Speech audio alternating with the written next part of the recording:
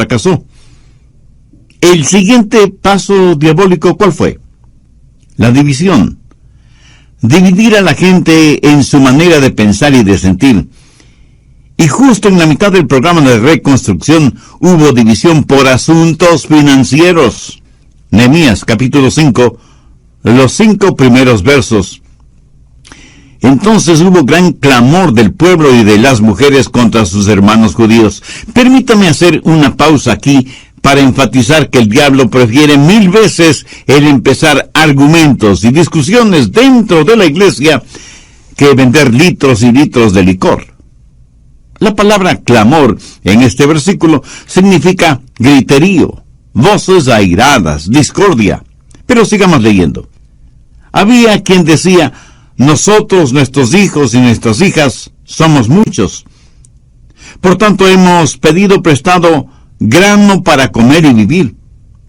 Y había quienes decían: hemos empeñado nuestras tierras, nuestras viñas y nuestras casas para comprar grano a causa del hambre.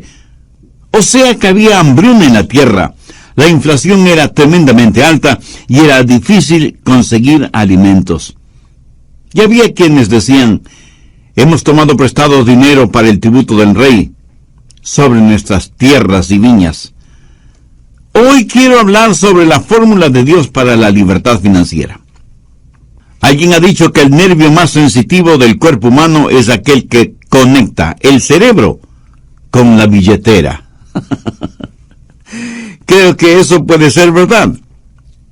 Sé que cuando se habla de finanzas, la gente escucha con atención, pero nerviosamente. Estoy convencido que toda escritura es dada por inspiración de Dios y que es provechosa y útil. Pero para que sea provechosa para nosotros hoy, debemos hacernos 3 preguntas. Primera, ¿qué significó entonces? Segunda, ¿qué significa hoy? Y tercera, ¿qué significa para mí personalmente? En el capítulo 5 de Nehemías descubrimos por lo menos 2 cosas. Primero, el problema de la esclavitud financiera. Y segundo, los principios de la libertad financiera. Veamos primero la esclavitud financiera de la gente en tiempos de Nehemías. Algunas personas dicen que la Biblia está pasada de moda. Pero solo el leer los primeros versos de Nehemías 5 es como estar leyendo las noticias financieras en cualquier periódico del mundo actual. Note 3 cosas en lenguaje moderno. Primero, luchas, problemas y divisiones en el mundo financiero.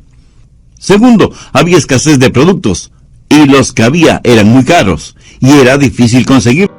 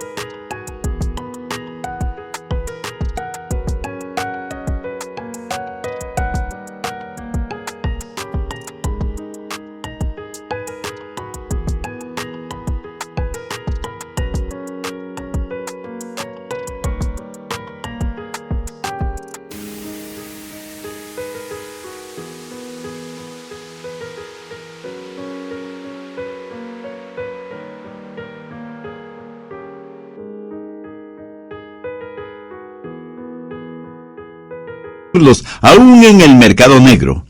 Tercero, la gente estaba hipotecando sus propiedades por segunda o tercera vez para tener dinero para comprar alimentos. ¿No le parece esto un fidedigno retrato de lo que nos sucede en la actualidad? Estamos hablando de depresión, de esclavitud financiera, cuando usted tiene que hipotecar su casa para poder alimentar a su familia. Pero no solo eso, sino que estaban ahogados en deudas. Mire Nehemías 5:4. Y había quienes decían: hemos tomado prestado dinero para el tributo del rey. O sea, tuvieron que endeudarse para pagar sus impuestos. ¿Se imagina? Pedir dinero prestado para pagar impuestos. Note que los impuestos gravosos no son ninguna cosa nueva. Existen desde hace mucho tiempo. impuestos altos y deudas muy grandes. El tener deudas es una cosa terrible. Estar bajo esclavitud financiera es algo devastador. Gastar mucho más de lo que se gana es, mi amigo, una verdadera locura. Las deudas financieras siempre significan esclavitud financiera, pero eso no es el plan de Dios para sus hijos. Al margen de Nehemías 5, anote Deuteronomio 28, del 1 al 14. Descubrirá que Dios no quiere que usted sea el que debe, sino el que preste. Dios no quiere que usted sea cola de ratón, sino cabeza de león. Dios quiere bendecir a su gente sobre todas las naciones de la tierra y quiere darles libertad financiera. Pero muchos no tienen esa libertad financiera. Por el contrario, están en esclavitud financiera y ese es el plan de Satanás, porque no han entendido ciertos principios espirituales de libertad financiera. El diablo quiere mantenerlo en esclavitud y a él no le importa qué clase de esclavitud. Solo le interesa que esté en esclavitud. ¿Está usted viviendo en esclavitud financiera? Escuche las 10 marcas de esclavitud financiera y vea si usted se identifica con alguna o algunas de ellas. Primero, cuando por falta de fondos adquiere a crédito los gastos diarios. Segundo, cuando deja de pagar el próximo mes algo que debe pagar ahora. Tercero, cuando pide dinero prestado para pagar impuestos o la hipoteca. Cuarto, cuando no tiene ni la menor idea de cuánto debe. Quinto, cuando sus acreedores le llaman repetidamente para que les pague. Sexto, cuando saca de sus ahorros para pagar cuentas actuales. Séptimo, cuando solicita un préstamo grande para pagar préstamos pequeños. Octavo, cuando usted y su cónyuge discuten acaloradamente sobre finanzas. Noveno, cuando comienza a pensar en formas deshonestas de pagar deudas. Y décimo, cuando le es difícil el dar sus diezmos y ofrendas para Dios. Escúcheme, no estoy diciendo que una persona que hace estas cosas está fuera de contacto con Dios. Hay muchas personas que aman honestamente a Dios y sin embargo caen en esta trampa. Al diablo le fascina cuando usted es esclavo de esta manera de actuar y de hacer, como hijo de Dios. La gente en tiempos de Nehemías estuvo bajo esclavitud financiera y estaban frustrados, tanto que se volvieron unos contra otros. Estaban haciendo un trabajo para Dios de acuerdo a la voluntad y al plan de Dios. Sin embargo, había algunos en esclavitud financiera y se sintieron frustrados e irritados y se volvieron unos contra otros. Eso no fue parte del plan de Dios, pero esa era la manera en que el diablo trabajó, dividiendo a la gente de Dios, para que no hiciera lo que Dios les había dicho hacer. Ahora, debo aclarar que no solo la gente pobre puede estar en esclavitud financiera. La gente rica también puede estarlo. Leamos Nehemías 5, versos del 6 al 8. Y me enojé en gran manera cuando oí su clamor y estas palabras. Entonces lo medité y reprendí a los nobles y a los oficiales y les dije, exigís interés cada uno a vuestros hermanos. Y convoqué contra ellos una gran asamblea y les dije, nosotros según nuestras posibilidades rescatamos a nuestros hermanos judíos que habían sido vendidos a las naciones, y vosotros vendéis aún a vuestros hermanos, y serán vendidos a nosotros. Y callaron, pues no tuvieron que responder. Verá, en la ley de Moisés estaba escrito que ningún judío podía cobrar intereses a otros judíos. A un gentil sí, pero a un judío no. Eso lo establece claramente la ley. Pero estos judíos estaban quebrantando la ley y estaban cobrando enormes intereses a su propia gente y poniéndoles bajo esclavitud financiera. Y esto realmente disgustó enormemente al profeta de Dios. Por eso los reunió y les leyó la palabra de Dios y les dijo que dejaran de hacer aquello que iba en contra de la ley. Aquellos judíos ricos que estaban aprovechándose de la situación eran tan esclavos de las finanzas como los pobres a quienes explotaban. Escúcheme, el dinero es un maravilloso siervo mientras lo tenemos como siervo, pero es un amo insensible y exigente cuando permitimos que se convierta en nuestro amo. ¿Tiene usted más fe en el dinero y en las cosas materiales que en Dios? Si su respuesta es afirmativa, usted está en esclavitud financiera, y esa es la peor clase de esclavitud que puede experimentar un hombre o una mujer. Si usted quiere saber cuán rico es, sume todas las cosas que el dinero no puede comprar y que la muerte no puede destruir. Eso, mi amigo, eso es genuina y verdadera riqueza. ¿Tiene ambiciones y metas en su vida que no están encuadradas dentro de la voluntad de Dios? Hay cosas que quiere hacer con su dinero, proyectos financieros, y que tendría vergüenza de invitar a Jesús a que sea parte de eso. Si es así, usted está en esclavitud financiera. ¿Tiene usted un ardiente deseo de poseer dinero y ser muy rico lo más rápidamente posible, sea como sea y caiga quien caiga?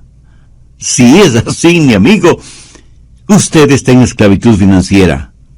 Compromete su ética y sus valores cristianos y fracasa en cumplir y honrar obligaciones morales.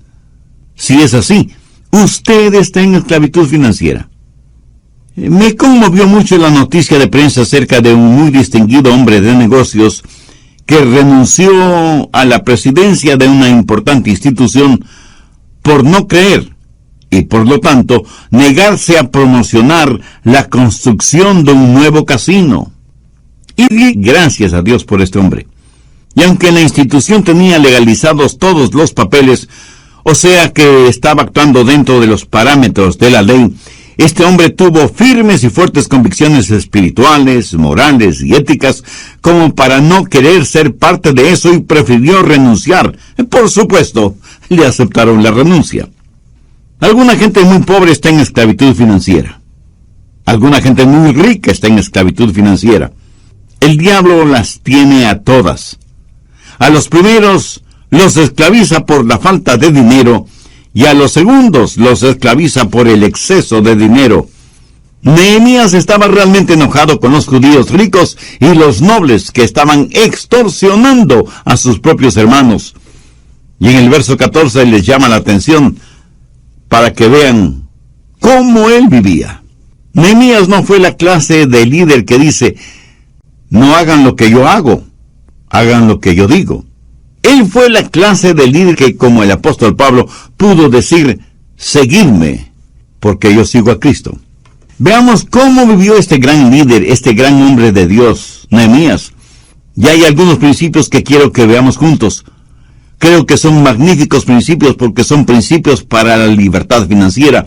Y cada hijo de Dios debe estar financieramente libre, porque Pablo dice en Filipenses 4:19, mi Dios pues suplirá todo lo que os falte conforme a sus riquezas en gloria en Cristo Jesús.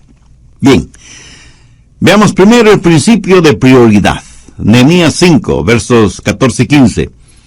También desde el día que me mandó el rey que fuese gobernador de ellos en la tierra de Judá, desde el año 20 del rey Artajerjes hasta el año 32, 12 años, ni yo ni mis hermanos comimos el pan del gobernador.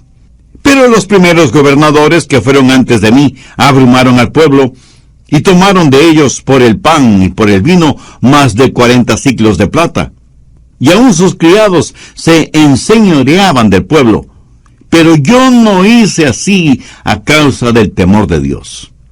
Aquí Nehemías dice que, habiendo sido nombrado gobernador de ese territorio por el mismo rey Artajerjes, tenía todo el derecho de cobrar impuestos al pueblo para cubrir sus necesidades personales, o sea, tenía derecho a un salario, tal y como los anteriores gobernadores lo habían hecho. Pero note lo que Nehemías dijo: pero yo no lo hice así, a causa del temor a Dios. Nehemías tenía ciertos derechos, privilegios y prerrogativas, pero él no los utilizó. Él se rehusó a tomar lo que por derecho le pertenecía, por temor a Dios. ¿Qué quiso decir con eso? Que estando en tal estado de emergencia y habiendo tantos problemas, él estaba decidido a olvidarse de sus derechos, a fin de que Dios fuera glorificado. En otras palabras, él estaba poniendo a Dios primero. Tenía sus prioridades en orden. Dios es primero sobre todas las cosas. Mi amigo, mi amiga, ¿está usted dispuesto a hacer lo mismo? ¿Dispuesto a poner de lado sus derechos financieros y darle el primer lugar a Dios? ¿Desea usted libertad financiera? Pues mire lo que Jesús dice al respecto en Mateo 6:33. Mas buscad primeramente el reino de Dios y su justicia, y todas estas cosas os serán añadidas. El Dios Todopoderoso no trabajará desde un segundo lugar.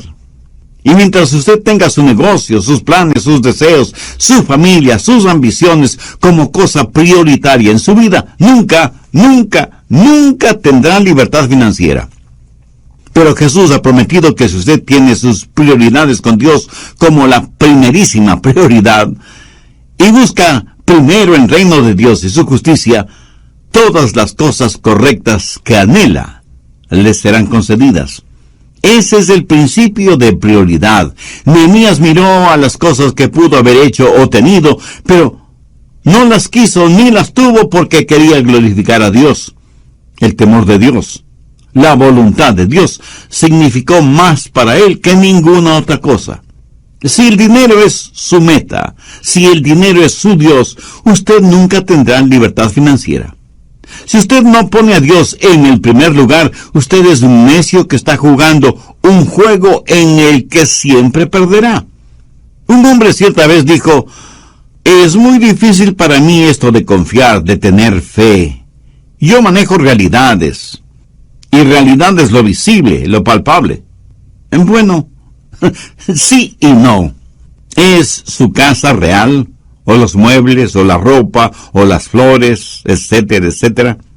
Son cosas reales en el sentido de que las vemos y están ahí, pero no son reales en el sentido de permanencia, porque no duran para siempre. Veamos 2 de Corintios 4:18. No mirando nosotros las cosas que se ven, sino las que no se ven, pues las cosas que se ven son temporales, pero las que no se ven son eternas. La realidad no está en aquello que usted puede ver, palpar, gustar o sentir. La única realidad está en Dios. Amigo, si usted pone su confianza en las cosas que puede ver, tocar y saborear y sentir y contar, está viviendo en un mundo ilusorio. Las cosas que se ven son temporales, las cosas que no se ven son eternas. Y cuando Dios es nuestra prioridad número uno, es que estamos en contacto con la realidad. Voy a resumir brevemente lo que vimos en el programa anterior. Recuerde que estamos estudiando la vida de Nehemías, especialmente con lo que tiene que ver la reconstrucción del muro y de las puertas de la ciudad de Jerusalén. Estamos en el capítulo 5 de Nehemías. No se olvide que él era gobernador en el reino de Artajerjes en Persia y había escuchado de labios de aquellos que venían desde Jerusalén cómo la muralla y las puertas de la ciudad estaban destruidas.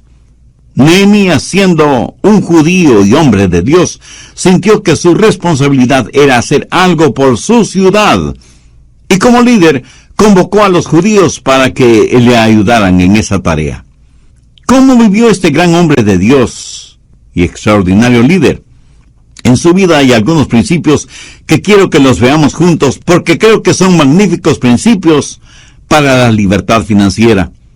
Y al término del programa anterior vimos el primer principio, el principio de la prioridad, o sea, tener como primerísima prioridad a Dios. Ni posición política, ni bienes materiales, absolutamente nada debe ocupar ese primer lugar que solo le pertenece a Dios. Y aunque Nehemías prestaba sus servicios como gobernador en un reino terrenal, era súbdito de un rey y un reino celestial. Entonces, el primer principio fue el principio de prioridad. Segundo, el principio de industriosidad o de laboriosidad. Nehemías 5:16. También en la obra de este muro, restauré mi parte. Si su meta es tener suficiente dinero en el banco para no tener que trabajar más, es que no ha entendido de qué se trata la vida. Sabe que hay miles de personas que han hecho arreglos para no tener que trabajar nunca más. Sabe que la Biblia dice que hay que trabajar 6 días, pero también dice que hay que descansar.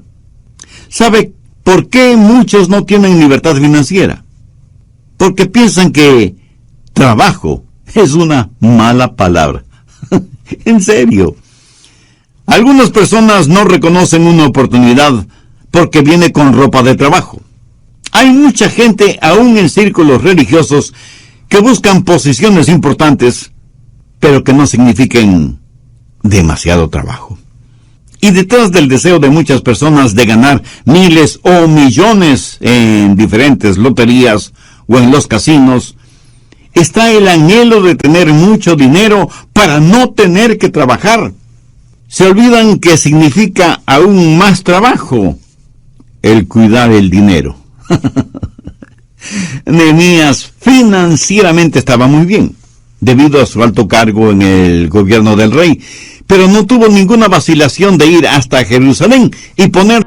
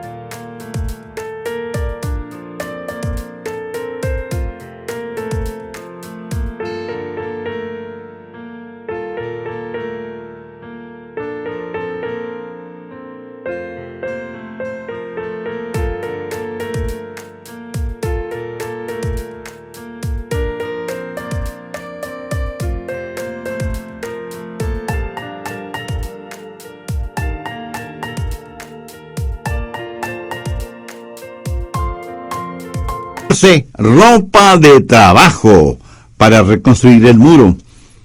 ¿Sabe cuál es el verdadero problema, especialmente en países desarrollados, afluentes y ricos?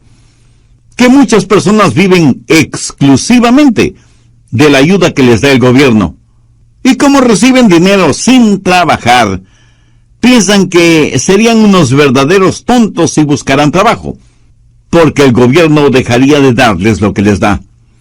Al respecto, un notable estadista y economista internacional dijo sarcásticamente que en algunos países desarrollados sus gobiernos son los mayores promotores de la vagancia y el desánimo, porque sostienen a los vagos que no quieren trabajar y cargan con excesivos impuestos a aquellos que trabajan.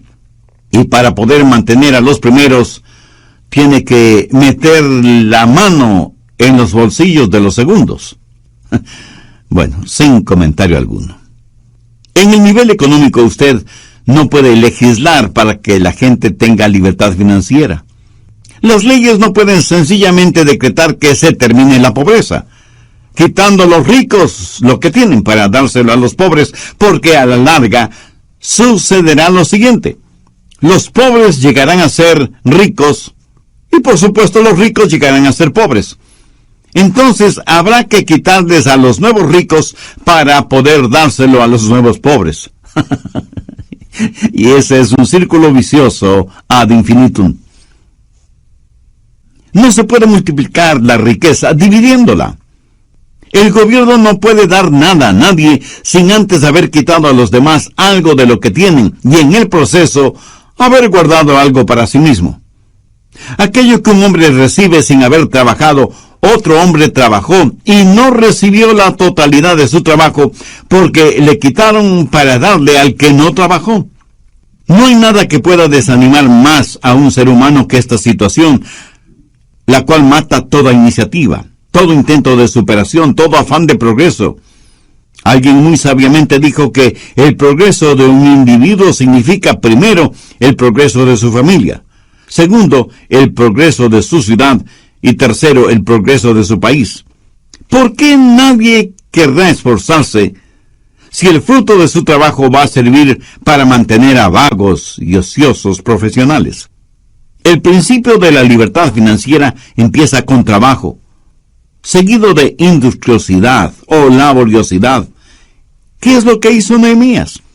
Primero puso a Dios en primer lugar. Segundo, puso manos a la obra. No tuvo ningún temor de ponerse la ropa de trabajo y ensuciarse las manos. Tercero, el principio de integridad. Nehemías 5:16. También en la obra de este muro restauré mi parte, y no compramos heredad.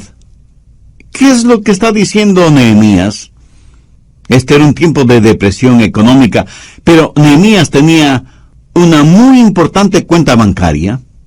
Aprovechando las circunstancias, él pudo haberse enriquecido muchísimo invirtiendo su dinero en bienes raíces, pero no lo hizo.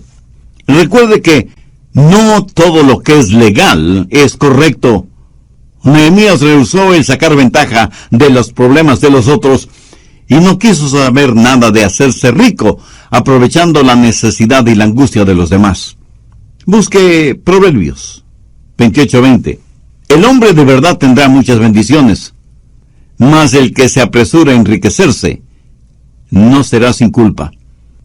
¿Es usted honesto, aunque le cueste financieramente? ¿Es usted capaz de vivir, actuar, hacer todo con integridad? Nehemías fue esa clase de hombre. Practicó el principio de prioridad al poner a Dios primero en todo. Practicó el principio de laboriosidad. Estuvo listo para el trabajo de reconstrucción del muro. Practicó el principio de integridad, viviendo una vida honesta, transparente, íntegra. Cuarto, el principio de generosidad. Nehemías 5:17. Además, 150 judíos y oficiales y los que venían de las naciones que había alrededor de nosotros estaban a mi mesa. Lo notó. Es casi increíble. 150 personas a la mesa. ¿Cómo le gustaría a usted tener 150 invitados a comer en su mesa cada día? Y por 12 años.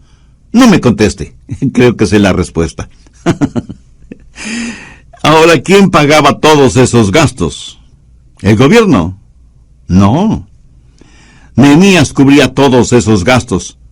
Pero note también que a más de los 150 siempre había invitados con ellos y los que venían de las naciones que había alrededor de nosotros. ¿Qué les daban de comer? ¿Una hamburguesita? ¿Un perro caliente? ¿Unos taquitos? ¿O unas enchiladas? No. Mire el verso 18. Y lo que se preparaba cada día era un buey y 6 ovejas escogidas. También eran preparadas para mí aves. Y cada 10 días vino en abundancia. Y con todo esto nunca requerí el pan del gobernador, porque la servidumbre de este pueblo era grave. ¡Qué gran hombre, qué gran líder fue Nehemías! No les dio de comer cosas insignificantes. Para decenas y decenas de personas hizo preparar la mejor comida, pagando todo con su propio dinero, sin recurrir a ayuda financiera de parte del gobierno. Obviamente, Nehemías debió haber sido un hombre muy rico. Pero el asunto importante es que él había aprendido lo que cientos de años después dijera el apóstol Pablo: más bienaventurado es dar que recibir. Y no faltará quien me pregunte: pastor, ¿de dónde sacó Nehemías tanta riqueza? La respuesta es simple, pero no simplista. Dios le dio esas riquezas. Y seguro que surge otra pregunta: ¿y por qué Dios le dio esas riquezas? Pues de eso he estado hablando hasta ahora. Porque en las prioridades de Nehemías, Dios ocupaba el primer lugar. Nehemías fue un líder que, aunque era muy importante en el reino de Artajerjes, dio ejemplo de laboriosidad, trabajando junto a los demás en la reconstrucción del muro de Jerusalén. Además, fue un verdadero hombre de Dios que vivió con absoluta integridad. Por lo tanto, no debe asombrarnos que Dios le colmará de bendiciones materiales. De alguna manera, Nehemías practicaba lo que el Señor Jesús diría siglos más tarde: dad y se os dará. medida buena, apretada, remecida y rebosando, darán en vuestro regazo. ¿Sabe? Nadie puede dar más que Dios. Y Nehemías sabía eso. Y porque Dios fue generoso con él fue generoso con los demás. Busque 2 Corintios 9:6. El que siembra escasamente, también segará escasamente. Y el que siembra generosamente, generosamente también segará. Si usted es agricultor y quiere solo una pequeña cosecha, sembrará muy pocas semillas. Pero si quiere una gran cosecha, sembrará muchas semillas.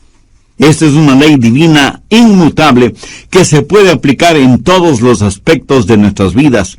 Cosecharemos aquello que hemos sembrado, tanto en calidad como en cantidad. ¿Tiene interés en saber cómo dar? Bien, hablemos de generosidad. Voy a darle 7 principios de generosidad espiritual. Primero, Dios sabe nuestras necesidades. ¿Está de acuerdo con eso? Muy bien. Segundo, Dios hace provisión adecuada. Él sabe cuánto va a poner a nuestra disposición, porque como Él sabe todas las cosas, sabe exactamente qué y cuánto necesitamos. Tercero, Dios se complace en dejarnos saber lo que Él quiere que hagamos.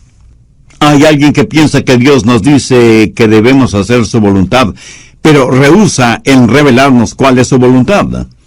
Dios sabe cuál es la necesidad y cuánto de esa necesidad la va a solucionar por nuestro intermedio.